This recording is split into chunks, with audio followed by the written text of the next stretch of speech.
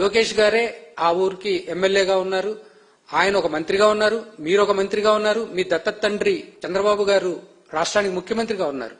మీరు స్వయంగా మీరందరూ అధికారంలో ఉండి చర్యలు తీసుకోలేక ఈ రోజున కనీసం కేవలం ప్రచార యావ కోసం ఈ విధంగా చేస్తా ఉన్నారు.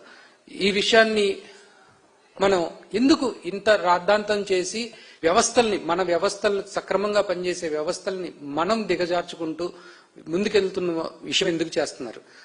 ఈ విషయాన్ని పక్కన పెడితే ఇక్కడ కోతవేటు దూరంలో ఉన్నటువంటి విజయవాడలో సుప్రీంకోర్టులో తీర్పు వచ్చే నేపథ్యంలో 42 ఇళ్లు కూల్చిపెడితే మీరు కానీ, మీ దత్తత తండ్రి కానీ, మీ తమ్ముడు అయినటువంటి లోకేష్ కానీ కనీసం ఎందుకు స్పందించలేదని మేము అడుగుతా ఉన్నాం. ఈ విషయాన్ని రాజకీయం చేసి ఏ రోజుకు ఆ రోజు ఒక ఈవెంట్ చేసి 300 ఈవెంట్లు 600 సార్లు ప్రచారం కోసం పాకులాడే ఈ ప్రభుత్వానికి రోజులు దగ్గర పడ్డాయి అనటానికి మీరు చేస్తున్న చేష్టలే సాక్ష్యం. చాలా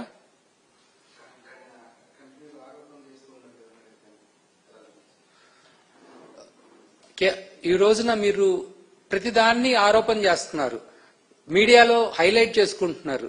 కేవలం ఆ రోజు ఆ మీడియాలో ఉండటం కోసమే లేదా మీ సర్వైవల్ అనేది ఎగ్జిస్టెన్స్ కోసమే మీరు ప్రయత్నం చేస్తా ఉన్నారు.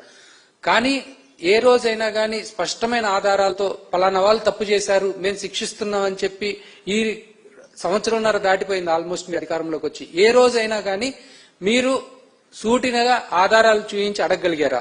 కేవలం పక్కనోడి మీద బురద జల్లటం, తప్పించుకోవటం, ఆ రోజున మీడియాలో హైలైట్ చేసుకోవటం, ప్రచారం చేసుకోవటం తప్పితే మేము ఈ విధంగా చేశామని చెప్తున్నారా? నిన్న ఆర్బీఐ వెల్లడించిన గణాంకాల గురించి జగన్ గారు ట్వీట్ చేస్తే కనీసం ఒక్క రిప్లై లేదు. ఏ రోజైనా కానీ జగన్ గారి ప్రెస్ మీట్ కానీ లేకపోతే వైఎస్ఆర్సీపీ నుంచి సంధిస్తున్నటువంటి ప్రశ్నలకు కానీ ఏ రోజైనా ఆధారాలతో సమాధానం చెబుతున్నారా? కేవలం బురద జల్లటం, పక్క తప్పించుకోవటం, బురద జల్లటం, పక్క తప్పించుకోవటం తప్పితే ఏ రోజైనా కానీ ఒక సమాజం కోసం లేదంటే వ్యవస్థని పటిష్టపరుద్దామన్న ఉద్దేశంతో లేదంటే ఆధారాలతో సహా మాట్లాడగలుగుతున్నారా? మొన్నటికి మొన్న 30,000 మంది తప్పిపోయారని చెప్పారు. కనీసం మీరు అధికారంలోకి వచ్చి సంవత్సరంన్నర దాటిపోయినా కానీ కనీసం దాని మీద సమీక్ష చేశారా? ఇలాంటి బురద చల్లుడు కార్యక్రమాలు ఎప్పుడైనా ఆపుకోవాలని చెప్పి కోరుతా ఉన్నాం.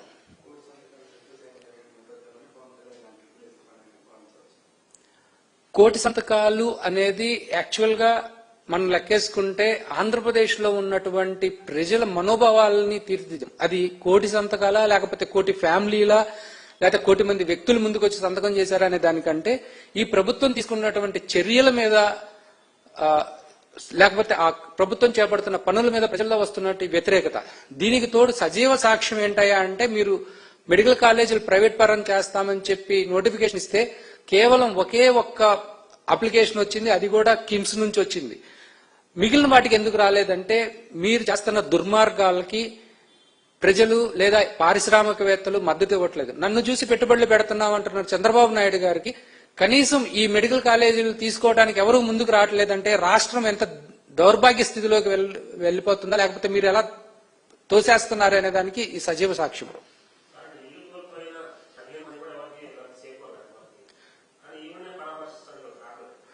కేవలం రాజకీయ కాంక్ష అండి. ఇప్పుడు మీకు నిజంగా ఆ రోజున ఆ ప్రభుత్వం తప్పు చేసుంటే, మా ప్రభుత్వం తప్పు చేసుంటే మీరు అధికారులు ద్వారా లేకపోతే దానికి వెనుకున్నటువంటి రాజకీయ ఉద్దేశం ఏదైనా ఉంటే మీరు వాళ్ళ మీద కేసులు పెట్టి చర్య తీసుకోవాల్సింది. పైగా ఒకవేళ మేము నిజంగా చేసుంటే మీరు ప్రభుత్వం నుంచి కాంపెన్సేషన్ ఎందుకు ఇవ్వలేదు? ప్రభుత్వం కదా బాధ్యత తీసుకోవాల్సింది. మీరే స్వయంగా మంత్రి లోకేష్ ఎవరైతే ఆ ప్రాంతానికి ఎమ్మెల్యేగా ఉన్నారో ఆయన ఒక మంత్రి, చంద్రబాబు నాయుడు గారు రాష్ట్రానికి ముఖ్యమంత్రి, మీ ముగ్గురు ఉండి కూడా ఆ బాధితులకు న్యాయం చేయలేక కేవలం ప్రచారం కోసమే వెళ్తున్నారు కదా.